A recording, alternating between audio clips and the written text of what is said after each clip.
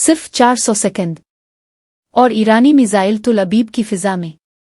आलमी पाबंदियों, तन्हाई और दबाव के बावजूद ईरान ने हाइपरसोनिक मिसाइल तैयार कर लिए, वो भी ऐसे मिसाइल जो आवाज से 5 गुना ज्यादा रफ्तार से दुश्मन को निशाना बनाते हैं। ये हमले इस वक्त किए गए जब इसराइल ने ईरानी जोहरी और अस्करी तनसीबात पर हमले करके आला कमांडर्स और साइंसदानों को शहीद किया। जवाब में ईरान ने ऑपरेशन वाद सादिक 3 के तहत दर्जनों बैलिस्टिक मिसाइल दागे। तुल अबीब में सायरन बजने लगे, इमारतों के गिर्द धुएं के बादल छा गए और शहरी पनागाहों की तरफ दौड़ने लगे। ये मंजर सिर्फ इंतकाम का नहीं, एक ऐलान का था। ईरान अब महज मुदाफा नहीं, हमला आवर ताकत है।